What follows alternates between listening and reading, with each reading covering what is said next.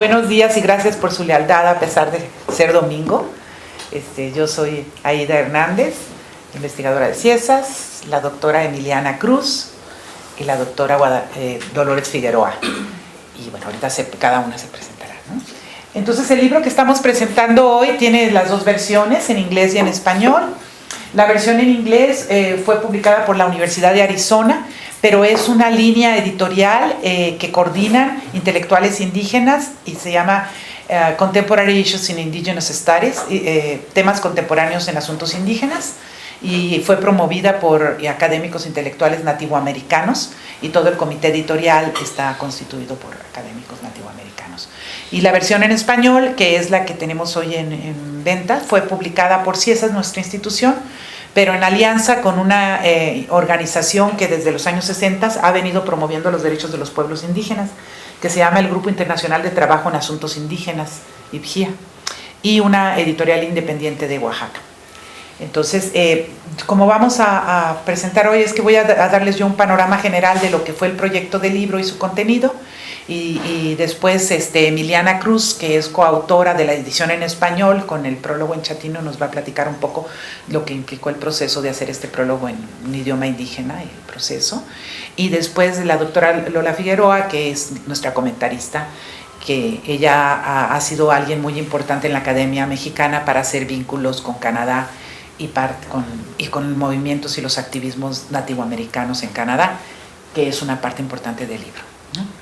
Entonces, el libro surge de una iniciativa de un comité que desafortunadamente desapareció, que se llama el Comité de Antropologías del Mundo, que en el 2014 organizaron un panel dentro de la Asociación de Antropología Americana e invitaron a una compañera aborigen australiana, a varios compañeros de las primeras naciones de Canadá, y a Jenner Llanes, que es un compañero maya yucateco de acá de México, y a mí, a participar en este diálogo. Y es un panel al que le pusimos alianzas de, con y como pueblos indígenas, obligaciones y acciones desde la antropología y los antropólogos en el medio. Y fue un panel en el que varios de los participantes pertenecían a pueblos indígenas, pero pertenecían también a la academia. Y otros, que es mi caso, no pertenecíamos a pueblos indígenas, pero nos ubicábamos dentro de esta línea de investigación activista. Pero algo interesante es que cómo la antropología americana, porque esto pasó en la Asociación de Antropología Americana, es como nosotros y el mundo, ¿no? Entonces era el Comité de Antropologías del Mundo, era como todo, y la otra pues ya era el centro, que era la antropología americana. Y después desapareció, ya no existe ese comité, fue nada más hasta el 2016, entonces fue un primer intento. Entonces nosotras, ya cuando vimos que eso no tenía continuidad, decidimos, para mí la verdad, yo tenía cero contacto con Australia, para mí era el otro lado del mundo, nunca había conocido una compañera de un pueblo originario de Australia. Entonces lo que sí fue importante, y eso reivindico de espacios como este, pues fue que en ese congreso yo pude conocer a Susie Hutchings, que no hubiera conocido en ningún otro espacio, y empezamos a crear un vínculo de colaboración con los pueblos, bueno, con la Academia Aborigen, donde había muchos espacios pues de entrecruce. Entonces nos propusimos traducirlo en el 2016 y se lo propusimos a ese editorial que también tenía esta componente indígena muy fuerte, y en el 2018 lo trasladamos al español y vinculamos el proyecto chatino, Hablemos Chatino que siga la palabra, porque Emiliana y yo somos colegas y surgió esta propuesta, ¿no? Bueno, esto lo voy a saltar. Ahí hago toda una reflexión de que sí es bien importante descolonizar la academia norteamericana, porque abrieron un pequeño espacio para el mundo que duró muy poquito, luego se desbarató, y la verdad es que sigue siendo un espacio muy americano-centrado, ¿no? Y parte del propósito del libro también es como romper esta visión muy jerárquica que existe en las antropologías del norte global, en donde el sur global es espacio para hacer trabajo de campo y la teorización se hace en el norte, ¿no? Entonces había una reivindicación de que se estaba teorizando desde otros lugares, pero también pues desde las teorizaciones de los propios pueblos indígenas con sus propios retos, ¿no? Y un primer reto fue comparar los colonialismos entre Canadá, México y Australia, que eran procesos muy diferentes, aunque tenían cosas en común, sí había procesos muy diferentes, desde el papel que habían jugado los tratados en el caso de Canadá y Australia, que creaba un cierto reconocimiento de soberanía con un montón de problemas, pero que en el contexto mexicano pues no habíamos tenido, ¿no? Pero sí teníamos en común, y era evidente que eran todos pueblos afectados por la violencia colonial, por la desposesión y por el desplazamiento, ¿no? Y algo que veíamos es que había como un imaginario muy fuerte de decir que el colonialismo inglés se caracterizó porque fue un colonialismo que llegó para quedarse, es decir, que desplazaron, se quedaron con el territorio y ahí se quedaron. Mientras que el colonialismo de la Via Yala era un colonialismo que se mezcló. Entonces, que el mito del mestizaje no fue que se despojaron y se quedaron, sino que ahí pues se construyeron las nuevas razas. Y hay un cuestionamiento a cómo se ha naturalizado esta dicotomía, porque también el colonialismo español fue un colonialismo de despojo, de ubicación, y fueron los estados postrevolucionarios con el mito del mestizaje que inventaron esto de que aquí no hubo genocidio porque el colonialismo español creó el mestizaje, ¿no? Entonces también tratábamos de ver un poco cómo se dieron estos diversos procesos de despojo y desplazamiento. Entonces la introducción fue todo un reto muy interesante porque fue también reunirnos por Zoom y discutir cómo veíamos, cómo se habían dado, por ejemplo, qué implicaron los tratados con el colonialismo inglés para los pueblos de Australia y Canadá, y qué implicó la creación de pueblos de indios en el contexto de América Latina. Y les voy a decir muy rápidamente el contenido. Los 3 capítulos sobre Canadá los 3 vienen de experiencias de luchas y activismo por los derechos, algunos derechos de pesca, algunos derechos por el territorio, pero 2 son intelectuales académicas de los pueblos originarios, y una es un caso muy interesante, que es una compañera que era antropóloga jurídica, y bueno, ahorita les cuento de su caso, pero ahora es pescadora, dejó la academia y se dedicó a la pesca. Son perfiles muy... bueno, Cherry Pictou, ella pertenece al pueblo Mi'kmaq, y hace una historia en su capítulo de lo que fueron los tratados con su pueblo, y hablando del contenido profundamente colonial que tuvieron estos tratados, pero que a pesar de este contenido siguen siendo unas herramientas para luchar por algo de defensa del territorio en la situación actual. Y este es el caso de Jane Macmillan. Jane Macmillan empieza, en este capítulo, empieza a acompañar con peritajes antropológicos los derechos de pesca de las primeras naciones, pero se involucra tanto en el proceso que se convierte en pescadora. Y entonces ella se une a una cooperativa de pescadores de las primeras naciones y se casa con un pescador de la primera nación, y ahora pues mucha de su lucha es también por los derechos para ella también como pescadora dentro de un pueblo que ha ido perdiendo cada vez más los derechos de pesca que tenían las primeras naciones frente a las grandes empresas. Y Colin Scott, él no es de los pueblos indígenas, y él, este capítulo a ti te va a interesar mucho, Ana Milena, porque él está dialogando mucho con todas las perspectivas del giro ontológico, ¿no? De qué implican otras ontologías, de la existencia de otras formas de ser y estar en el mundo, y cómo podemos hacer investigación activista cuando hay cruces ontológicos que a veces es difícil ubicarnos, hablar desde el mismo lenguaje. Aquí estoy poniendo los títulos en inglés porque lo preparé así, pero pues tenemos el capítulo en español, ¿no?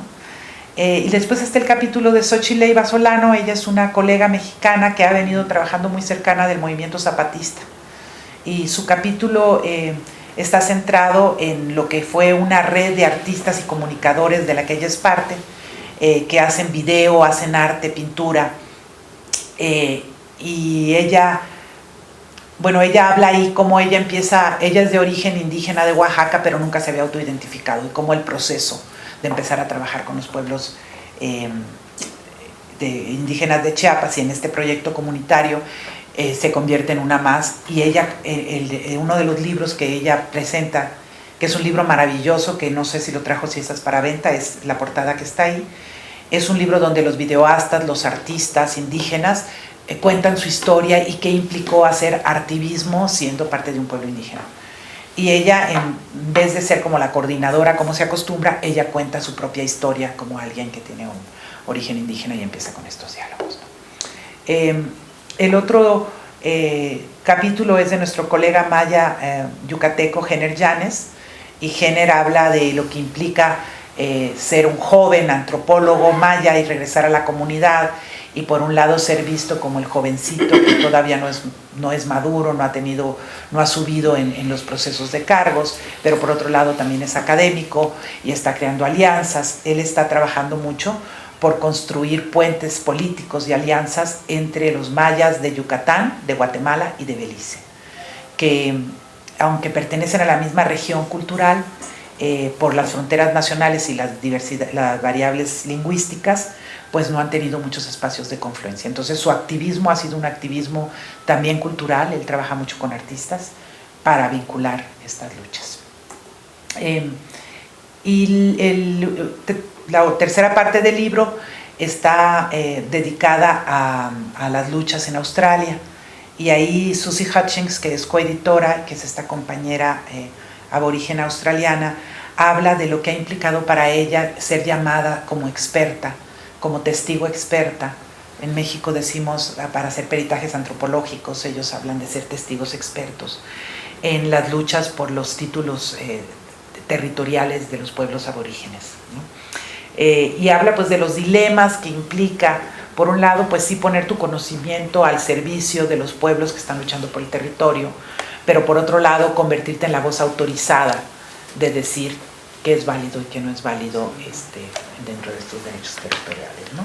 Como aunque seas parte del mismo pueblo, la estructura de las jerarquías de los saberes y eso te pone en una posición de poder en estas propias luchas. Y el otro capítulo, el de Sarah Holcomb, ellas dos, a mí me pareció muy interesante porque yo hago peritajes antropológicos, y las dos hablan desde diferentes perspectivas del activismo legal, de qué implica entrar como expertos y antropólogos a apoyar luchas por los derechos, y las dos han sido testigos expertos. Y lo que Sarah Holcomb plantea es que en Australia la lucha se ha centrado tanto en los derechos territoriales y en la defensa contra la desposesión, que se ha eclipsado el profundo problema de violencia de género que existe en las comunidades aborígenes, y que también ha pasado que pocas antropólogas se quieren vincular a hablar, escribir o defender los derechos de las mujeres, porque hay una postura de que eso puede servir para estigmatizar a los pueblos aborígenes y debilitar sus luchas por la soberanía y el territorio. Entonces, en nombre de no debilitemos sus luchas o no contribuyamos a construir una imagen estigmatizada del pueblo aborigen, entonces que se ha dejado muy vulnerables a las mujeres aborígenes porque pocas antropólogas quieren involucrarse en la lucha, ¿no? Entonces tiene todo este debate, y ese es un debate que en México se ha dado mucho también y en otras partes de América Latina, ¿no? ¿Qué hacemos? ¿Cómo fortalecer la defensa de los derechos de las mujeres sin terminar contribuyendo a las imágenes que criminalizan las imágenes de los hombres indígenas, ¿no? Es parte de lo que... y mi capítulo es un capítulo en el que yo presento dos experiencias de activismo legal. Una es mi experiencia en la defensa de Nestora Salgado, que fue una mujer indígena que perteneció a un sistema de justicia comunitaria de la Policía Comunitaria de Guerrero, la CRAC, y que fue criminalizada por enfrentar una red de trata que estaba afectando territorios indígenas. Entonces, este sistema de justicia indígena era reconocido por el Estado mexicano, mientras se dedicaban solamente a resolver problemas de violencia doméstica, de robos internos y eso. Pero cuando el sistema se empieza a meter a problemas como es la red de trata, en la que hay muchas complicidades del Estado, entonces el Estado mexicano les dice, están saliendo de su espacio de jurisdicción. Ustedes no pueden meterse en esos delitos. Entonces ella era comandanta, de las primeras mujeres que eran comandantes en el sistema de seguridad indígena, y detiene a estos tratantes y le piden que los libere. Y cuando ella se rehúsa a liberarlos, la acusan de secuestro, de haber secuestrado a los tratantes. La torturan, se la llevan a una cárcel de alta seguridad, y yo participo en su defensa legal haciendo un peritaje para el reconocimiento del sistema de justicia indígena. Y el otro espacio que analizo es el espacio de un proyecto editorial penitenciario que he venido acompañando por 15 años, en el que las mujeres presas escriben, editan y publican sus propios libros. Y pues lo que reflexiono ahí es el papel que podemos tener como antropólogos en distintos espacios de activismo en el apoyo a las luchas por la justicia. Bueno, no me voy a detener más. Y bueno, como comercial, en los libros de este proyecto surgió una editorial penitenciaria, y los libros que ellas escriben, varias de ellas aprendieron a leer y a escribir en estos talleres y escribieron sus propias historias de vida. La venta de estos libros sirve para un fondo para cuando ya salen libres, y se están vendiendo aquí abajo si alguien quiere. Bueno, pues este es un poco el contenido del libro de las 3 regiones, y bueno, le doy la palabra a la doctora Emiliana Cruz. Para nosotros fue importante esta alianza con Emiliana porque creímos que uno de los límites a veces de estos proyectos que aunque ponen en el centro una investigación distinta, el activismo y todo, pues sigue siendo el gran reto lingüístico. O sea, el gran reto por un lado de nosotras cuando construimos estas alianzas con mujeres indígenas, pero siempre desde el castellano, siempre imponiendo el castellano como lengua para comunicarnos, pero también pues que nuestros libros siempre se hacen en castellano, ¿no? No hay, aunque estemos dialogando con ellos, pocos libros se hacen en las lenguas originarias. Entonces, para mí ese ha sido un gran aprendizaje y un privilegio de tener a Emiliana en Ciesas, porque pues esa ha sido la apuesta de Emiliana que ahora les va a compartir. Gracias.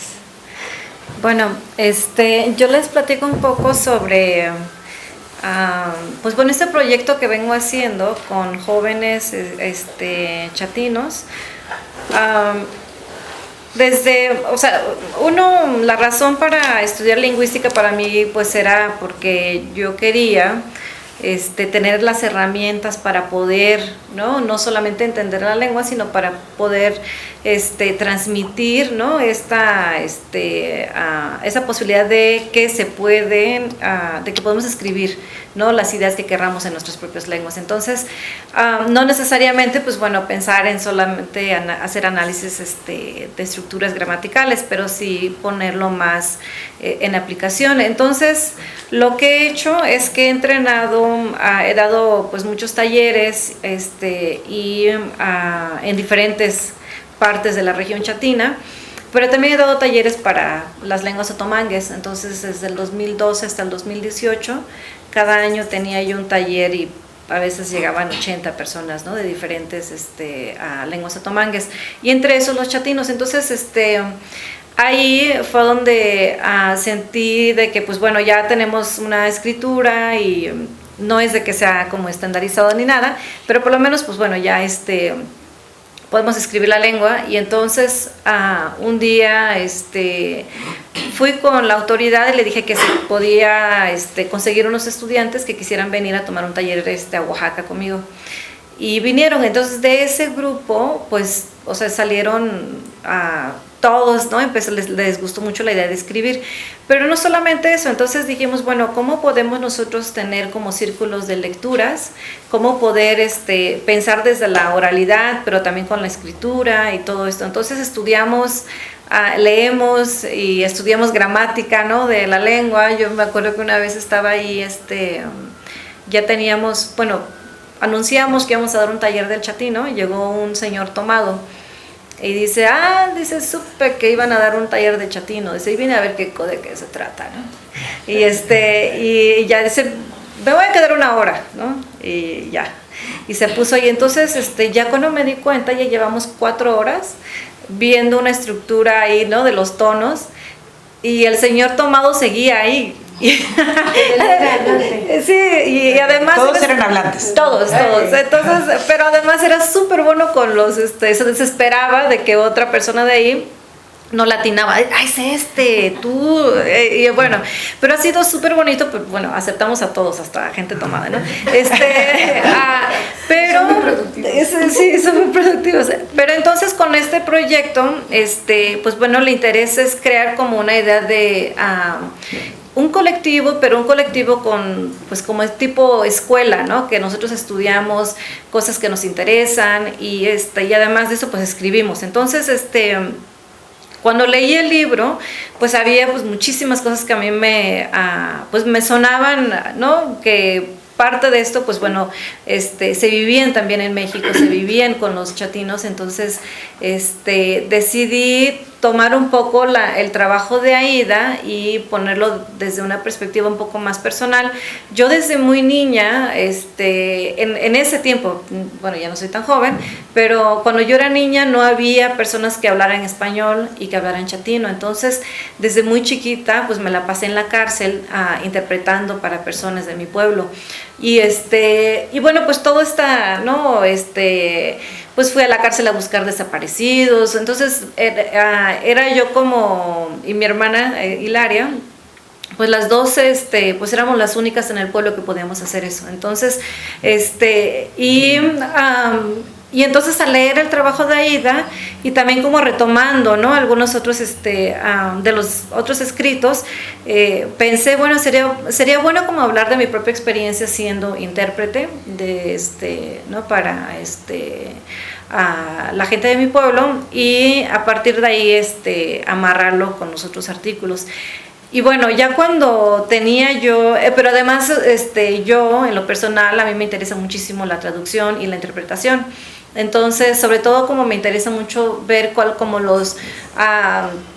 el proceso, ¿no? De una traducción y también, por ejemplo, cómo interpreto yo una cosa, ¿no? Y cómo lo digo en la otra lengua y bueno, y a veces yo me siento monolingüe, y en el sentido que a veces cuando tengo que traducir, no sé, algo del chatino al español, digo, ¿y cómo se dice eso en español? ¿No? Y me doy cuenta que yo tengo más capacidad de saber cómo decirlo en chatino, y eso se me hace muy interesante porque aunque yo hable español no significa que yo sea una persona que pueda, ¿no? Tener esta habilidad así de ponerlo en la otra lengua, y bueno, hablo inglés también, entonces, y dije, pues sí, o sea, pareciera que aunque tenemos la idea de que yo hablo 3 lenguas, pero en sí, o sea, tengo una dominación más profunda en una. Y eso que es el chatino, y eso se me ha hecho muy interesante ese proceso, ¿no? Y por eso es que me interesan mucho las traducciones. Y entonces lo que hice fue escribir esto en español en la introducción, y luego de ahí me fui con ese mismo grupo para hablar sobre este escrito, y a ellos les encanta porque yo escribo muchas cosas que estén disponibles, que la gente lo pueda leer, y cosas académicas que sean, ¿no? Que sean claras. Entonces ya llevé yo el texto y les encantó leerlo, y de ahí les dije que si alguien quería ayudarme con la traducción, y 2 de ellas lo hicieron. Para que lo vean. Y entonces yo dije, bueno, vamos primero hicimos una traducción colectiva, y era súper interesante. ¿Cómo vamos a decir antropólogos, no? Y cómo, y bueno, eso, el diálogo con ellos, porque me preguntaban, y bueno, ¿y tal texto qué dice, no? Entonces, pues bueno, no leyeron el libro total, pero sí estaban muy interesados en saber más cuando yo hacía referencias a los textos del libro. Entonces, el resultado, la traducción, la versión en español la hice yo, y ya la traducción pues ya lo hicimos colectivamente, y bueno, realmente hemos hecho muchísimos trabajos colectivos de traducción. Algo reciente que hicimos también fue una traducción de una ópera de Dafne de 1800 y también, ¿no?, lo hacemos colectivamente. Entonces es ahí donde yo me he dado cuenta en este proceso de que soy mucho más elocuente para la traducción en chatino. Entonces eso yo no sabía eso, o sea, sí, o sea, hablo español, leo español y escribo en español y soy buena en español, pero ya cuando se trata de pasar de una información de una lengua a otra, sí, me parece que soy más monolingüe en chatino, ¿no? Eso es, bueno, no sé, para los lingüistas eso nos parece muy fascinante, pero para la antropología a lo mejor puede ser un poquito más como entender esas partes, pero y yo creo que este libro, lo que yo saco de él es que siempre hemos tenido como muy separado esta relación con los pueblos nativos de otras partes y, por ejemplo, uno cuando está aquí en México la presencia indígena es tan fuerte, ¿no? Los mercados, los autobuses, o sea, lo sientes, ¿no? Y lo vives si tomas el transporte público, si caminas. Y en cambio, por ejemplo, pues con el norte es distinto y pues bueno, las otras partes como Australia pues igual es distinto, pero entonces esta comunicación, ¿no? Estos diálogos entre académicos, académicas que estén trabajando con temas sobre pueblos indígenas o indígenas que estén, ¿no?, dialogando también entre ellos. Entonces yo creo que eso nos da una oportunidad como para también conectar, ¿no?, y ver cuáles son esas luchas que están que se están dando en otras partes del mundo en relación a los derechos de los pueblos originales. Entonces, pues bueno, solo eso. Al rato a lo mejor alguien tiene más preguntas. Bueno. Yo nada más quería añadir que uno de los retos fue el libro fue formado por una editorial independiente que tiene también toda una serie, creo que es parte de una serie que se llama algo así como de estudios descoloniales o algo así, y la parte de las grafías, porque si lo pueden ver, pues el chatino se escribe con muchas, ¿cómo les llaman? Con tonos. Con los tonos. Entonces había que utilizar cierto tipo de grafías y ellos nunca habían usado eso, ¿no? Sí. Entonces implicó un montón de retos poder formar el libro como tal, ¿no? Sí, y hay como una grafía que es bien interesante, bueno, son dos, el cierre glotal, que en México generalmente se representa con un apóstrofe. Entonces eso para nosotros no nos funciona porque es como una mancha perdida por ahí en la palabra, y entonces lo que hemos hecho, usamos la Q, pero para no meternos como yo cuando escribo el chatino trato de pues de una manera trabajar con lo que hacen los maestros. Entonces uso el símbolo de el AFI, que es el alfabeto fonético internacional, porque eso cuando yo doy los talleres con los niños, les digo, miren, eso es el símbolo, les enseño el AFI, el alfabeto AFI, y esa es la forma como yo enseño el chatino. Funciona, es bien interesante, pero funciona eso. Pero entonces ellos ya están acostumbrados de que ese símbolo representa eso. Como ellos lo quieren escribir está bien, pero para este texto se hizo eso, y entonces parece como símbolo de pregunta, y ¿hubo fallas en esto o qué pasó? Le digo, no, está bien. Y también los superíndices que representa esta lengua tiene muchísimos tonos. Los tonos, las vocales son las donde van los tonos. Entonces hay fonéticamente 11 tonos, y también hay cambios tonales dependiendo dónde esté el tono de una palabra que afecta a la siguiente palabra. Entonces son 15 en total. Entonces sí es una lengua un poco compleja, y sí vemos la necesidad de representar los tonos para poder saber qué estamos diciendo. Entonces eso sí fue bien interesante el diálogo. No, pues es que está medio, ¿no? Sí, es distinto, ¿no? No se ve como el español. Y por un lado, pues las luchas lingüísticas de Emiliana se unieron a las luchas del activismo de muchos de nosotros en el libro. Y cuando ya mandamos estos libros en español, porque el prólogo en chatino solamente está en la versión en español, la versión en inglés no. Pero los mandamos a Australia. Me decía a mí Susie Hutchins, que es esta compañera aborigen australiana, que aunque no leyeran español, el ver, inmediatamente se dieron cuenta solo visualmente por la presentación del prólogo en chatino, y que simbólicamente eso era muy importante porque también entre los pueblos aborígenes de Australia hay una reivindicación muy fuerte y un reto a los antropólogos pues a que escriban en las lenguas originarias de Australia, ¿no? Entonces que el libro en español era como una herramienta, ¿no?, de lucha, de decir, mira, en México sí lo están haciendo. Yo después decía, bueno, supieran que es el único libro que conozco yo que lo haga, porque generalmente no se hace, ¿no? Pero que sí servía como herramienta en una lucha política para reivindicar, pues que la academia tiene que escribir más con los propios idiomas originarios, ¿no? Y pudimos haberlo hecho al revés también. O sea, yo creo que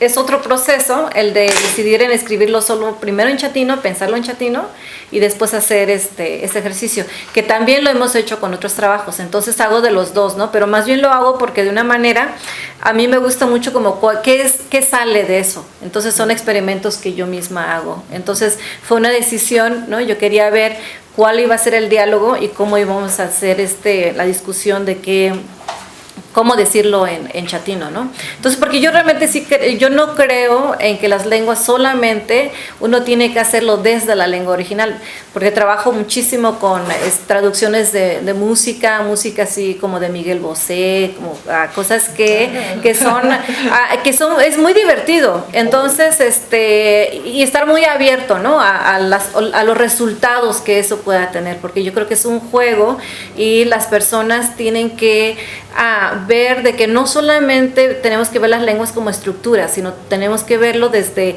esta parte artística, el arte verbal que existe en ellos. Entonces la traducción es un arte también, ¿no? Entonces, Bueno, muchas gracias. Y bueno, invitamos a Dolores Figueroa, que es catedrática CONACYT y está afiliada a CIESAS, pero también en Canadá tiene una afiliación institucional, ahorita nos va a decir.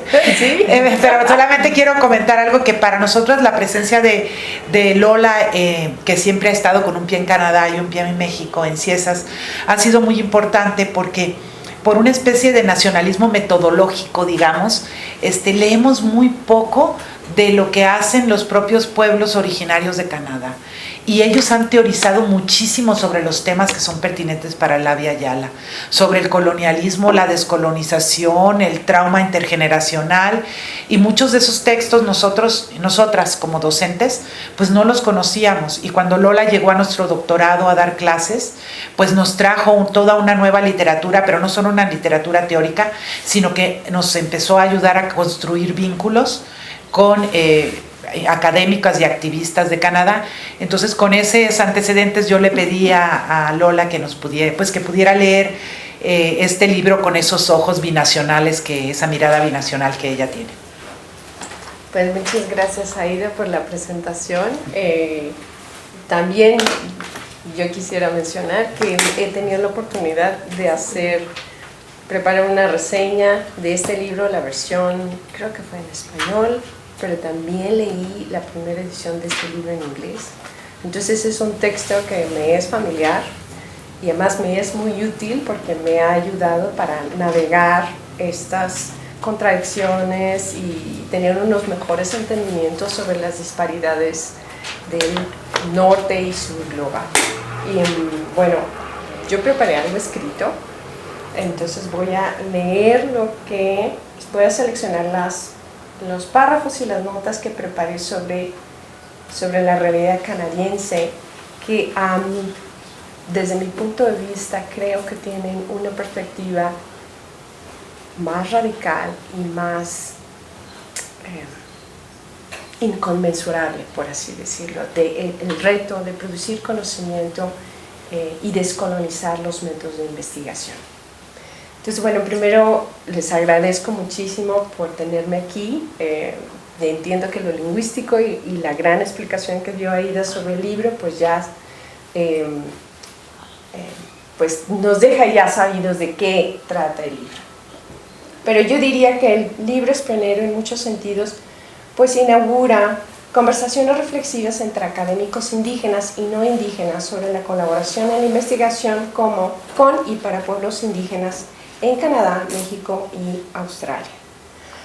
Sorprendentemente, estos tres países, que están distanciados por barreras idiomáticas y por dispares historias de construcción nacional, son vistos aquí desde un análisis comparativo que desafía formas segmentadas de pensar la indigeneidad en el mundo. Este libro posiciona un adecuado marco referencial histórico para todo aquel que desee informarse sobre cómo la impronta colonial española y anglosajona ha determinado las condiciones políticas de resistencia de los pueblos indígenas contemporáneos, tanto en el norte como en el sur. Los temas, como ya señaló Aida, son diversos y las recomendaciones metodológicas son varias. Yo quisiera en específico enfatizar los trabajos de investigadores canadienses como Brian Noble, donde él nos habla de que uno de los principales retos es sortear la toxicidad de la colonialidad, que permea todo ámbito de encuentro y desencuentro entre las primeras naciones y las sociedades blancas coloniales. Y en este sentido, pues hago referencia al settler colonialismo. Esta estadía de gente blanca en pueblos de las Américas o pueblos de Australia del Sur, y ese ejercicio de desaparecer, de abolir, de erradicar y de destruir lo indígena y lo local. Yo ampliaría esta noción de toxicidad al ámbito de la investigación antropológica y la colaboración política. Para curar los efectos de la toxicidad, Brian sugiere la toma de dos antídotos. Primero, reconocer el abuso y el despojo que sucedió a raíz del momento del contacto entre colonos europeos blancos y las naciones indígenas, deshonrando lo que ya señaló Aida, que son los principios de los tratados de la corona. Y en segundo, reconocer la universalidad de la resistencia al activismo indígena, así como la vitalidad de su pensamiento político. Me gustaría resaltar los siguientes ejes analíticos que este libro contribuye de manera singular. En primera instancia, el libro facilita un entendimiento de los mapas genealógicos del pensamiento antropológico, desde la praxis situada en distintas regiones del mundo. La antropología británica, la francesa, la americana y sobre todo la latinoamericana. La antropología de estas nuestras tierras en este ejercicio de ubicación tiene un rol subalterno con relación al norte como geografía de producción hegemónica de la teoría.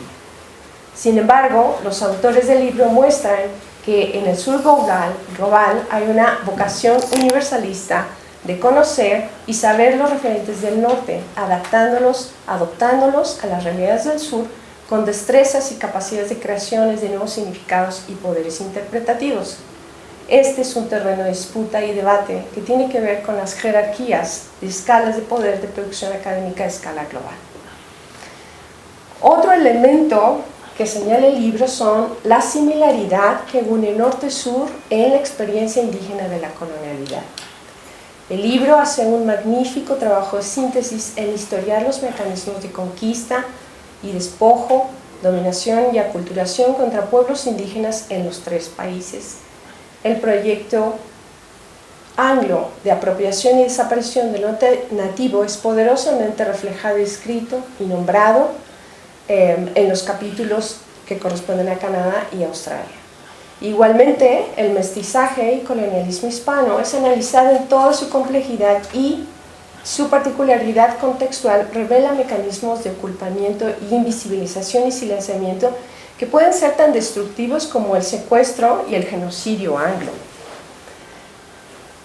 El otro elemento que me gustaría mencionar y que va equiparado como binomio al colonialismo es la indigeneidad, es decir, esta idea de que estamos todavía aquí. La indigeneidad como construcción social de la otredad es vista a través de varios ángulos, ya sea politizando los marcadores de la identidad o mapeando las disputas para representar lo indígena en disenso con el tamiz certificador de la disciplina antropológica colonial. En este ejercicio de hablar de lo indígena, la posicionalidad y la liminaridad de los y las investigadoras juega un rol crucial en iluminar y mostrar la complejidad de sentidos y las negociaciones que toman lugar en procesos de acompañamiento de lucha. Los investigadores indígenas y los no indígenas tienen distintos capitales sociales y políticos que los ubica en ventaja y desventaja en un mundo de afuera y al interior de las comunidades, como ya lo mencionó Emiliana. La autoría indígena versus la no indígena se enfrentan en un campo desigual de legitimación y validación, y este es un espacio emblemático de contradicciones e inequidades de poder. En los 3 países que trata este libro, las academias son mundos habitados por seres privilegiados. La academia es un espacio institucional blanco, en el caso de Canadá y Australia, y blanqueado en el caso de México y otros países de América Latina, donde imperan voces que son expertas y adiestradas en las ciencias sociales y que tienen la legitimidad para hablar, nombrar, describir y publicar sobre otros. Al momento que escribí esta reseña en español con referente a este libro, había resaltado la necesidad de movilizar una ética por la descolonización de las prácticas del quehacer antropológico y las formas de legitimación del conocimiento experto como válido. Mientras preparaba estas notas para la presentación de hoy, no puedo evitar tomar esta oportunidad para plantear una serie de comentarios sobre el lugar de la descolonización como un proceso radical y crítica a la investigación desde la parte del binomio que me corresponde a mí como una investigadora no indígena. Ahora veo con más claridad que se trata de un ejercicio que implica un cambio radical desde el lado mío, no indígena, y el no ser indígena de muchos otros colegas que estamos aquí, que ciertamente debe de construir su condición de privilegio en su relación con los actores indígenas organizados. Esta relacionalidad autocrítica es una condición indispensable para lograr entendimientos más justos y honrosos. Para pensar la descolonización en una naturaleza radical, quisiera tomar como referencia a autores indígenas canadienses que en los últimos años han impactado mucho mi pensar, mi trabajo académico, por ser, además que yo misma estoy en un proceso de colaboración con organizaciones indígenas en Canadá. Basada en esta experiencia, reconozco que estamos en un momento para despuntar y responder a una radicalidad en la investigación. Una radicalidad que debe empezar por desempaquetar el inocente acercamiento al colonialismo, que uno mismo es portador y uno mismo es productor.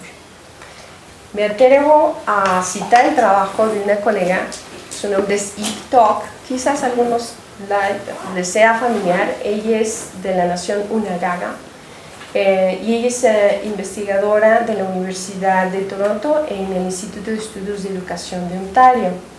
Y ella tiene 2 libros que se llaman Decolonization is not a Metaphor, Decolonización no es una metáfora, y otro texto que se llama Suspending Damage Research, parar la investigación que está centrada en el daño. En estos trabajos, Tok se pregunta qué es lo que significa descolonización y qué es lo que requiere. Y es la similar cuestionamiento que hace Pictou y que, bueno, Emiliana ya nos ha ilustrado en el campo de la lingüística.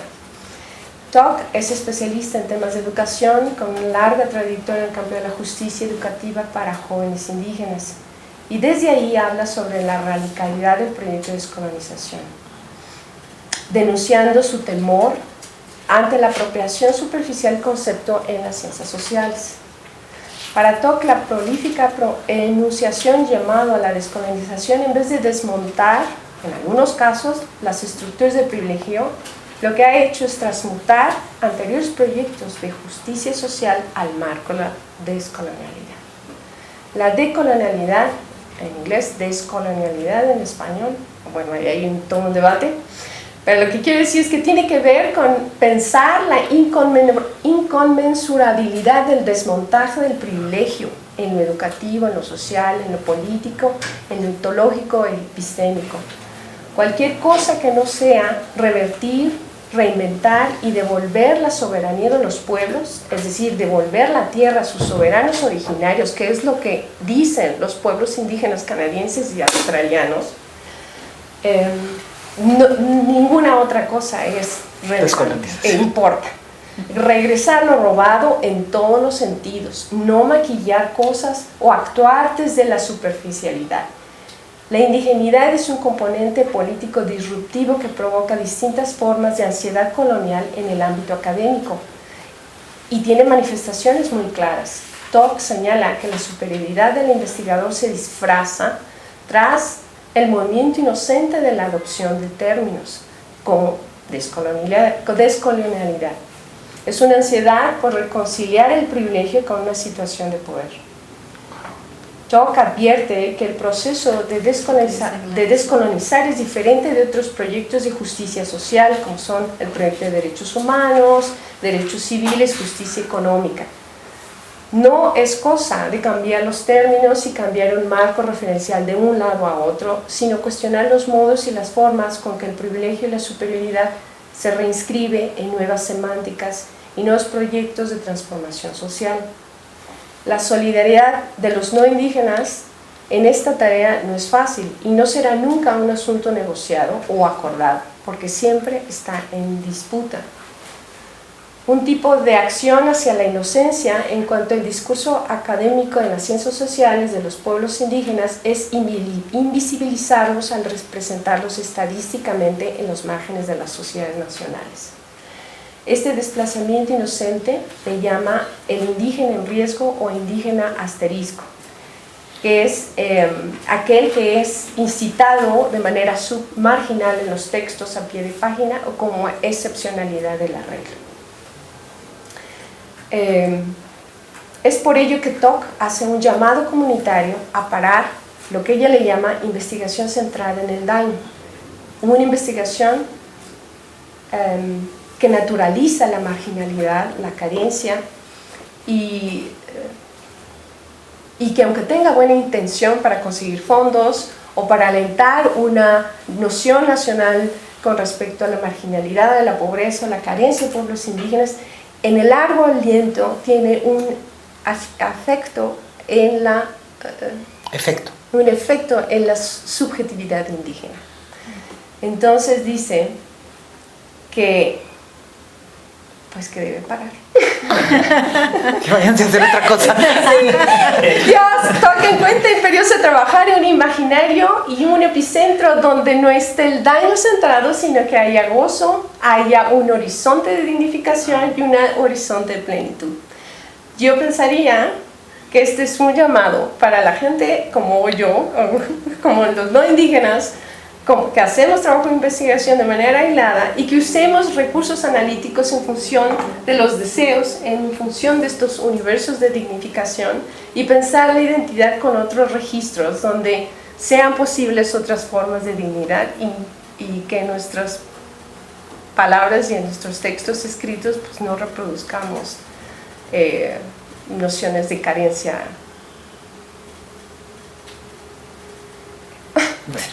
Ya aquí pararía. Y bueno, lo que quisiera decir también es que este libro me ha ayudado para reflexionar estos temas.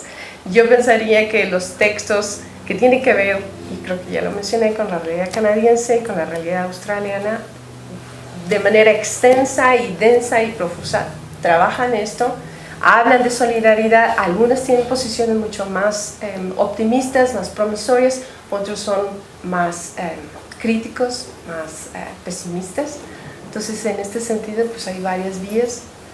La vía que nos muestra Emiliana es muy promisoria. Yo supongo que hay mucho gozo en eso, pero pues trabajar con leyes, trabajar con otros registros sociales de carencias no es lo mismo. Yo que trabajo con temas de cuantificación de violencias extremas y feminicidio,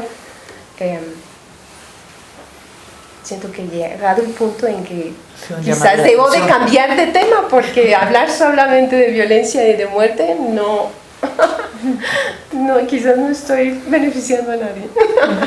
Ya, aquí pararía, gracias. Yo creo que con respecto a este último reto quisiera, antes de abrir al público, decir que un tema que atraviesa varias de las que estamos en este libro, incluyendo a las antropólogas, Susie Hutchins, que es antropóloga aborigen, y Cherry Pictou, que es First Nation Mi'kmaq, hemos hecho activismo legal. Y problematizamos el gran reto que implica eso. ¿A qué me refiero con activismo legal? Que cada vez más con las reformas constitucionales de reconocimiento de derechos indígenas en las Américas, que algunos le llaman el constitucionalismo multicultural, ahora se reconoce que cuando un integrante de un pueblo originario tiene que pasar por un proceso legal, ya sea como víctima o como persona que es acusada por alguien, su defensa legal puede recurrir a un antropólogo para poner el agravio o el proceso, lo que pasó, en contexto cultural para el juez. Digo, aquí están alguna gente que hacen peritajes, pero lo digo por gente que no esté familiarizado con el contexto. Entonces, a estos documentos en el contexto mexicano, en otros lugares tienen otros nombres, se les llama peritajes. Entonces, ha habido una proliferación. Estas reformas legales fueron producto también de las luchas de los pueblos originarios, porque había cosas como, por ejemplo, que el pueblo Wixárika del norte de México, que utiliza alucinógenos, eran criminalizados como narcotraficantes cuando transportaban los alucinógenos, y se les aplicaban las leyes de delitos contra la salud. Entonces, con estas nuevas reformas, ahora un perito antropológico le explica al juez el uso ritual del peyote, para que el juez entienda qué es lo que está pasando. Entonces eso implica preparar informes. Nos estamos convirtiendo como en traductores para los jueces de lo que es la cultura indígena, para que sus sentencias o sus decisiones estén culturalmente informadas, diciéndolo de una manera sencilla, ¿no? Fue lo que yo tuve que hacer para el caso de Nestora Salgado, que fue criminalizada y acusada de secuestro, cuando ella lo que hizo fue aplicar el derecho indígena en un sistema de justicia indígena, ¿no? Entonces yo tuve que presentar un peritaje. Y esto, que fue visto como un avance, ¿verdad? Porque antes se les criminalizaba, es una herramienta de defensa de los pueblos indígenas. A la luz de lo que está diciendo Lola, y eso lo reflexionamos ahí, el gran problema es que entonces somos nuevamente los antropólogos los que hablamos por la cultura frente a la ley. Y somos los que decimos qué práctica es correcta y qué práctica es incorrecta. Si esto es uso ritual o es narcotráfico. Si esta es justicia indígena o es secuestro. Si esto es brujería o mero asesinato. Si esto es... Y esto, por un lado, reifica el colonialismo epistémico, porque nuevamente, pues, es el antropólogo académico el que va a decir qué es. Y en el caso de que es el gran reto que Susie Hutchins, esta compañera aborigen, porque ahora muchos antropólogos indígenas, garífunas, del pueblo garífuna también, yo tengo un amigo garífuna que hace peritajes, han estado haciendo peritajes para defensa del territorio, ¿no? Y en esos casos es recuperar la ancestralidad. Entonces es demostrarle al juez que este pueblo ha estado en este territorio antes de la ocupación colonial y que por eso tiene derechos territoriales. ¿Y qué pasa, por ejemplo, con población afro? Que no tiene esa ascendencia. Entonces venimos a reificar jerarquías étnico-raciales, porque entonces tienen más derechos territoriales aquellos que llevan más tiempo que los que llegaron después, aunque hayan llegado como mano de obra esclava. Entonces reificamos visiones de tiempo, de espacio, ¿no?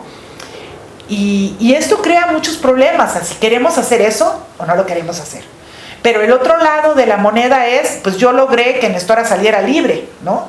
Y que estaba acusada de secuestro. Entonces hay un pragmatismo que tú dices, bueno, y el caso, tenemos una colega en nuestra red, no sé si algunos estuvieron en la mesa donde hablamos, tenemos una red que se llama SOS, Antirracismo, Género y Justicia, en la que estamos Lola y yo.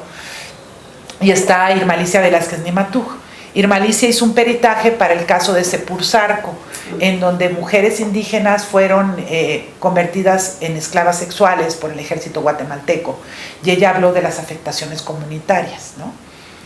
Y es un peritaje que fue muy importante, es una herramienta de lucha, pero al mismo tiempo pues tiene estas contradicciones, ¿no? Entonces, bueno, en el libro no solucionamos esto, pero sí creemos, no sé qué palabra usaste tú,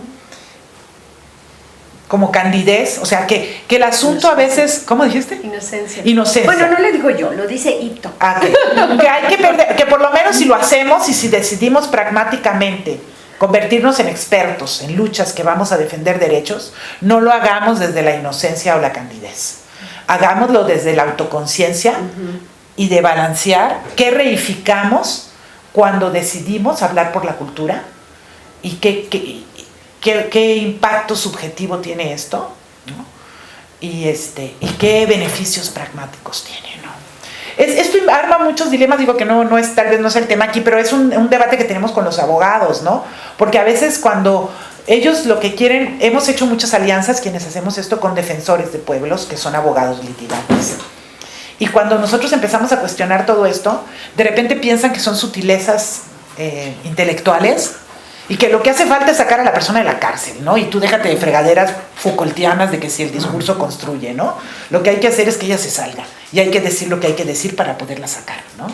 Entonces, pues sí, estamos como enfrente a muchos entrecruces y, por ejemplo, tú dices, ya no voy a trabajar sobre el feminicidio, pero entre que sí que no, la siguen matando, y entre que sí que no tenemos datos, ¿no?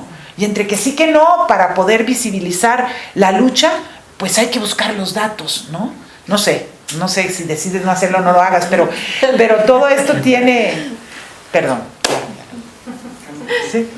Hola, gracias por la presentación y perdón por llegar tarde, estaba comiendo. Lo que mencionaste de ese lucha legal de los pueblos indígenas me interesa mucho. Yo soy de Estados Unidos y yo pienso en lo que pasó con el estado de Oklahoma, que creo que la mitad del estado ahora está decidido como territorio indígena y toda la lucha para regresar ese orden revertir del Suprema Corte. Y también oyendo todo eso me surge la pregunta, pues, yo soy de un estado donde no hay indígenas porque la colonización fue completa, o sea, yo soy del oriente del país, entonces no hay indígenas en esa parte. ¿Dónde eres exactamente? Delaware, o sea, noreste. Entonces, ¿cómo se llama? Trail of Tears, Camino de Lágrimas. El Camino de Lágrimas, sí. Sí, no hay. Entonces, la primera vez que conocí a una persona indígena fue hace 2 años cuando fui al estado de Washington. Y venir aquí en México y estudiar en México me chocó mucho que hay una... Bueno, no chocó, pero sorprendió que hay muchas indígenas y sus culturas están floreciendo. Pero también me surgió la duda de en México ese romanticismo de lo que es indígena, pero el odio de lo que... El desprecio. Sí, de lo que es indígena. O sea, si llamas a una persona indígena se pone bien enojado contigo. Entonces yo quería preguntarles, ¿por qué crees que eso existe? Que el romanticismo, pero a la misma vez odio del indígena.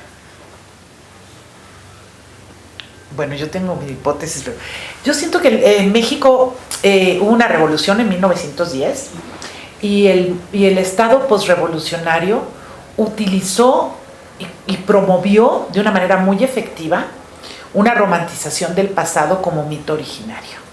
Estamos ahorita aquí en el centro de México, donde la gran nación azteca, que son nuestros ancestros, ¿no? Y todos, y parte de este mito originario es que todos tenemos algo, y no solo de indígenas, sino casi de aztecas específicamente, todos tenemos algo de aztecas, ¿no? Pero entonces todos somos mestizos, y aquí el mestizaje fue un discurso colonial muy fuerte y muy efectivo, ¿no? Porque eso, por un lado, silenció la violencia del colonialismo y silenció el racismo. porque entonces la lógica es, si todos tenemos algo de indígenas, pues entonces no somos racistas, porque es una nación que se mezcló, ¿verdad? Y también el hecho, por ejemplo, lo que dicen los canadienses, el único colonialismo es que nos den el territorio. Aquí alguien te contestaría, pero ¿a quién se lo damos? Si todos somos mestizos, aquí estamos todos, ¿no? ¿A quién se lo vamos a dar? Entonces creo que esto tuvo mucha efectividad, pero se dio paralelamente a una negación, o sea, una idealización del indígena muerto, del indio muerto, y un desprecio a los pueblos vivos, ¿no? Y esto no permitía ver esto. En México, hasta el levantamiento zapatista en 1994, y esto lo documenté, yo lo revisé, no teníamos un solo libro académico sobre racismo en México, ni un solo libro. Porque el mito es que en México no había racismo, porque todos somos mestizos, entonces no. Y prendes la televisión y todos son rubios en la televisión, y te subes al metro y todos son morenos en el metro, ¿no? Pero no hay racismo, ¿no? Había una negación. Y hay una anécdota que yo siempre cuento de esto, es que una colega mía que trabaja el tema del racismo y que fue pionera en esos temas, se llama Olivia Gal, concursó por una plaza en el centro que organiza este evento en los años 90, y ella quería comparar el racismo de las élites liberales de una ciudad de Chiapas, de Tuxtla Gutiérrez, que era un racismo integracionista, con el racismo de las élites conservadoras de la parte de los Altos de Chiapas, que era un racismo segregacionista. Y quería mostrar históricamente cómo tanto el integracionismo como el segregacionismo eran dos caras del racismo. Y concursó por la plaza con este proyecto, y ella tiene todavía el dictamen, donde le decían que esa no era una pregunta científica, que esa era una premisa ideológica, y que no podía partir haciendo una investigación de una premisa ideológica. Y no ganó la plaza. Y ella está ahora en la UNAM, ¿no? Y ha sido una de gente que promovió toda una red de investigaciones sobre racismo en México.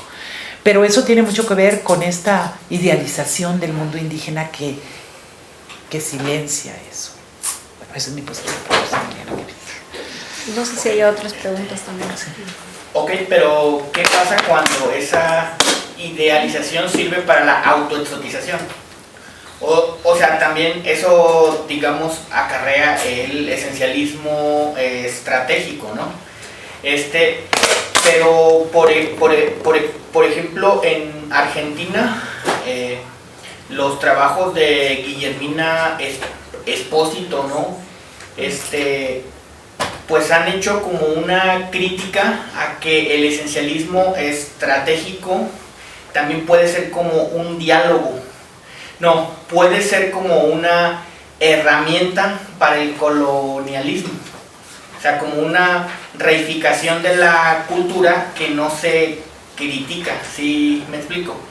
Entonces es cómo salir de la autoexotización, porque la autoexotización de cierta forma busca cumplir el ideal blanco de la indigenidad, ¿no? O sea, si yo quiero ser activista, pues tengo que, digamos, representarme ante un imaginario blanco, como el imaginario blanco me concibe, ¿no? Entonces también eso es como algo que se podría, digamos, criticar, ¿no? No sé qué me pudieran decir al respecto, o no tiene sentido lo que estoy diciendo, ¿no? Yo creo que sí, pero yo ya hablé mucho, no sé si... Bueno, de oírte me resuena un poco del mismo planteamiento que hace IPTOC sobre los movimientos inocentes y reacciones ansiosas por parte de élites y con respecto a lo indígena. Y una de esas reacciones, ella lo identifica claramente en la forma en como alguien que no necesariamente, es que es difícil decirlo así, pero alguien que no está socializado en ser indígena, pero puede hacer un tracking de sus antepasados y decir, bueno, yo tenía una abuelita que era purépecha y tengo un poquito de indígena, y entonces eso me legitima para hablar sobre ciertos temas o posicionarme en ciertos espacios, y de manera holgada y confortable puedo involucrarme en una discusión pública sobre discriminación, etnicidad y no sentirme incómodo con mi condición de privilegio, ¿no? Es como el espejo, pero en la otra cara. Y de alguna manera ese ejercicio de nombrar a otro pues es producto también de todos estos mecanismos malévolos, oscuros del racismo, de lo que esta autora señala e identifica.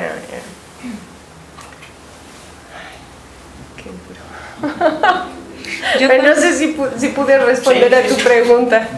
Sí, o sea, ¿Por qué me que crear autoridad discursiva? Perdón, sí. Sí, yo creo que es bastante complejo, ¿no? Porque, por ejemplo, y depende de dónde lo estamos como argumentando, porque yo podría pensar como en el caso de Estados Unidos, por ejemplo, el caso de México, Guatemala, son varios contextos. Entonces, yo vengo de Oaxaca y el folclorismo pues es bastante fuerte, es como lo que le da como bastante, aparte de las remesas, ¿no?, de la migración, pues el folclorismo a la cultura indígena pues es lo que pues atrae al Estado, ¿no? Se vende. Se vende. Entonces, y bueno, podríamos como analizarlo desde de muchos ángulos, pero por ejemplo yo, como mujer indígena, fui una vez a Estados Unidos y había un evento donde un grupo de Nisqually que venía a hacer como venían en sus lanchas, ¿no?, que culturalmente eso es lo que hacían y era como una tradición. Entonces el pueblo fue a recibirlos y el primer así impacto que yo tuve fue cuando salieron de sus lanchas. ¿Qué eran canoas? Canoas. Y eran la mayoría blancos de ojos azules. Y yo, entonces, o sea, yo saliendo de Oaxaca, ¿no? O sea, yo me saqué. ¿Y eso qué es? Y bueno, entonces,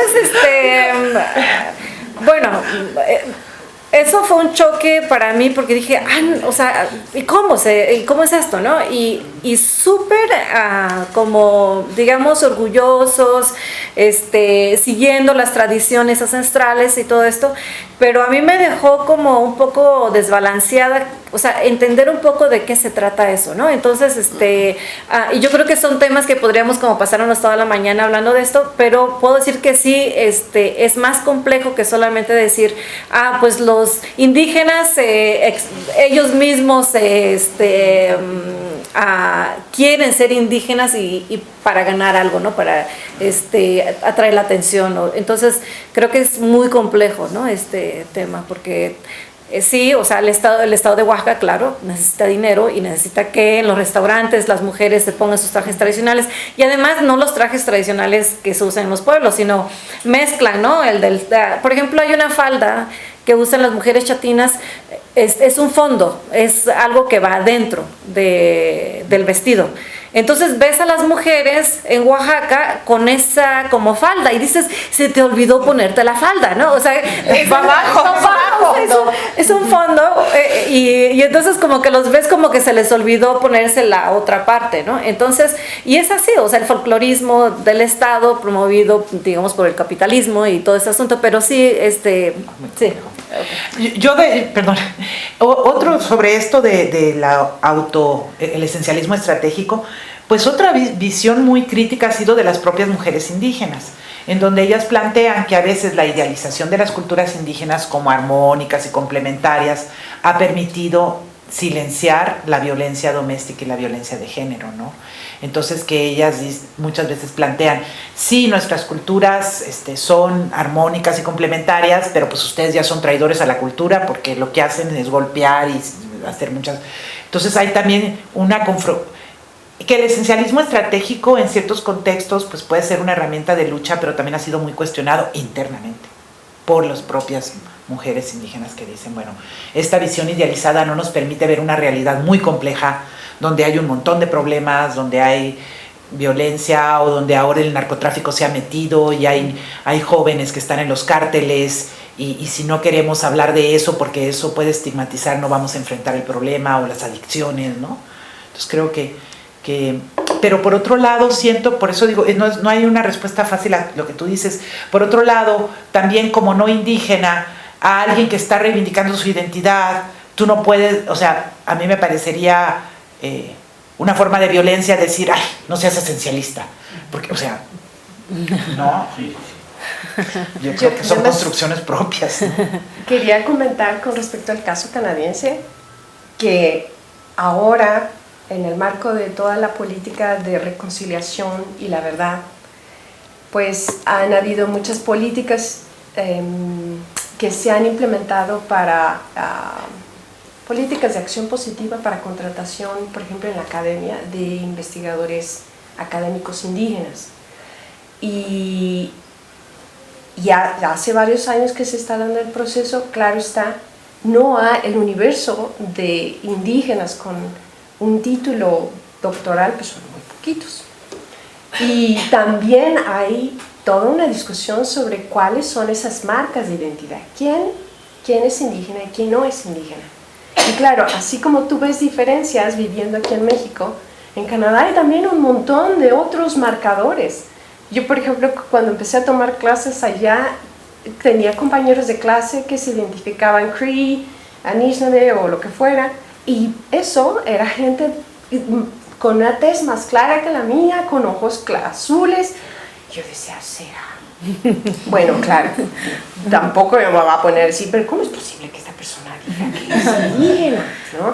Claro, ya después cuando empiezas a documentarte y saber un poco sobre la historia de las reservas y la gente que migra a la ciudad, claro, también hay matrimonios interraciales, entonces bueno, hay toda una fluidez también en esos contextos, pues te das cuenta de que la indigeneidad tiene muchas maneras de regenerarse, de mostrar sus marcadores, sus fronteras y darle contenido tanto fenotípico como cultural y eso, bueno. Como ya participaste, ¿le damos la palabra a alguien más? ¿Sí? No, rapidísimo sobre lo que están hablando, me recuerda mucho una vez que Rodolfo Esteban Hagen nos platicó, él fue relator de las Naciones Unidas para los Pueblos Indígenas, nos platicaba cómo cuando hicieron una reunión para hablar sobre la convención de los pueblos indígenas, que después salió, invitaron a indígenas de todo el mundo, o sea, él está vinculado con muchísimas organizaciones, las invitaron, vieron cómo ir y demás, dice, había indígenas por todos lados, y a mí lo que me sorprendió y también me hizo cuestionarme muchísimas cosas, fue cuando los pueblos del sur, indígenas de América Latina, principalmente de México, vieron a los indígenas europeos de Suecia, de otros lugares que eran blancos con ojos claros y les decían, es que tú no eres indígena, o sea, ¿por qué estás aquí? Tú eres blanco, ¿no? Entonces, o sea, el ver cómo los pueblos se encontraban y se daban cuenta que el ser indígena era más allá de una cuestión fenotípica, incluso de vestimenta y demás, fue un momento clave, ¿no? Para comprender qué era la indigeneidad en el mundo y cómo se tenía entonces que construir una convención, ¿no? Y entonces es un poco lo que se está hablando ahora de cómo también cada pueblo construye el ser indígena, entre comillas, a partir de esos marcadores que los discriminan y los racializan, ¿no? Por ejemplo, aquí pues es por el color de la piel, por tu pues, no sé, composición fenotípica, que eso hacía que pues se pensara que un blanco no podía hacerlo, y viceversa, ¿no? De otras maneras también. Entonces, o sea, es justo lo que están diciendo, o sea, esta pregunta es súper compleja porque pues va más allá de cosas, ¿no? Y de la lengua, de la misma, decir, autoascripción, de, no sé, o sea, es como cuestiones complejas y profundas que hay que situarlas también en el contexto en donde se está viviendo y cómo es que están viviendo, ¿no? Incluso en las mismas comunidades puede haber pueblos completamente distintos y concepciones del ser indígena completamente distintas, ¿no? Entonces, yo creo que es muy contextual y abre muchos retos porque, sobre todo, por ejemplo, una cosa que está pasando aquí en México ahora que hay cuotas en los partidos para pueblos indígenas, es gente que nunca se consideró indígena, que nunca se reivindicó indígena, encuentra ese pasado. Y ahí sí es mucho oportunismo, porque al mismo tiempo tienes comunidades en donde no logran la representación y estas reformas electorales se hicieron para que ellos pudieran entrar y el cacique del pueblo encontró a su abuelo tlaxcalteca, ¿no? Entonces, o sea, es muy difícil porque por un lado tú no puedes decirle a alguien, ay, tú no eres indígena, no manches, ¿verdad? Pero por otro lado, ¿qué pasa cuando empiezan a ver estas políticas y este oportunismo político de la apropiación, ¿no? Crea contextos de mucha... Y luego van a traer a un antropólogo para que diga que sí, eso no es. De hecho, es lo que pasó en algunas comunidades de los Estados Unidos, porque creo que más en los Estados Unidos es de descendencia. Si tienes como... Vente para acá. Sí, vente adelante. No te vemos casi. Se estaba comiendo por eso. Sí, perdón. Sí, tienes como sangre, sí que tienes que ser como 25% indígena o algo así, pero hay que tener pruebas de sangre que eres indígena, mientras que aquí es lengua, si hablas la lengua, sí. Pero es interesante ver ese contexto diferente de quién es indígena y quién no es indígena. Bueno, pero en México ya no es la lengua, porque se dio toda una lucha para que no fuera la lengua. Ahora en México es autoadscripción. Entonces eso abre fue un logro, pero a la vez tiene muchos filos, ¿no? Sí. Sí. No, pero primero decirles que muchas gracias por su presentación, que me convencieron completamente, ya quiero leer el libro. Y bueno, quería preguntarte, Lola, me interesó lo que planteaste de esta autora, ¿cómo es su nombre? Talk. Ok. Porque quisiera entender más lo que quiere decir con esto que tú mencionas de tratar de buscar como construir otros horizontes que dignifiquen y más alegres y eso. Quisiera entender más qué quiere decir, porque me imagino que no quiere decir como tener una visión inocente de pasar por encima de todas estas violencias, sino qué es lo que quiere decir con eso. Y pienso si de pronto eso tiene que ver con lo que plantea Donna Haraway, esas tesis de ella de seguir con el problema de lo que habla sobre la crisis ambiental, y bueno, que obviamente no se trata solamente de una crisis ambiental, sino todo que es un sistema violento, que acaba con la vida, etc. Y ella dice, en ese caso no vale la pena seguir como con esas visiones pesimistas que se quedan solamente en ese horizonte negro, sino más bien como, digamos, coger el toro por los cachos y decir, ok, este es el problema, pero ¿qué vamos a hacer al respecto? ¿Qué vamos a construir a partir de esto? Un poco como lo que dice Anand Singh también de qué vamos a construir a partir de las ruinas que deja el capitalismo. Entonces no sé si de pronto ella está apuntando también como en ese sentido o hacia dónde es lo que plantea. Mira, el texto que yo mencioné es del 2012 y es como una especie, bueno, cuento rápido, es como una especie de carta, un llamado a la comunidad. Y ella está intrigada y asustada y por el tema de cómo el Estado, cómo la ciencia, la academia en general, produce tanta información, tanto cuantitativa como estadística, sobre esa noción de marginalidad, de carencia, de pobreza, como algo inherente. Es como si en todo el universo de la sociabilidad indígena, lo único que vieras es ese cachito que es dañado. Entonces ella le llama eso Damage Centered Research. O sea, una investigación que solo se enfoca y solo analiza, cuantifica las deficiencias, las carencias. Entonces, lo que ella dice que seguramente hay mucha de ese tipo de investigación que está hecha con un buen propósito para conseguir financiamiento, para inspirar políticas de atención social, políticas públicas, pero que al mismo tiempo tiene un efecto en dañar nuestra imaginación para pensar lo social en el mundo indígena más allá de ese marco de carencia.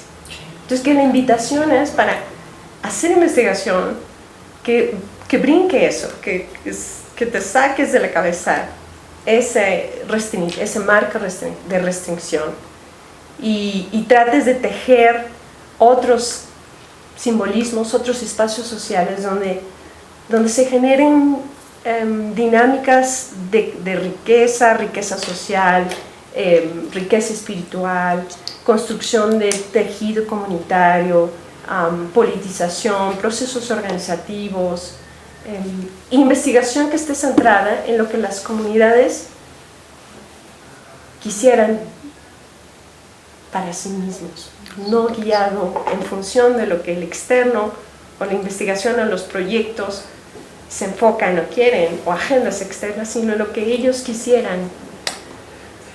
Pareciera un planteamiento sencillo y seguramente que es un planteamiento que tiene que dialogarse con procesos orgánicos, locales, con diálogos a distintas generaciones, con jóvenes, con ancianos, con mujeres. La respuesta yo supondría que no es una. Lola, voy a tenerte que interrumpir, sí, porque van a querer entrar 2 comerciales. Todo el dinero de la venta del libro vale 200 pesos, Emiliana ya los está vendiendo, es para el proyecto Chatino de revitalización, pero a lo mejor en la entrada lo podemos ver ahorita.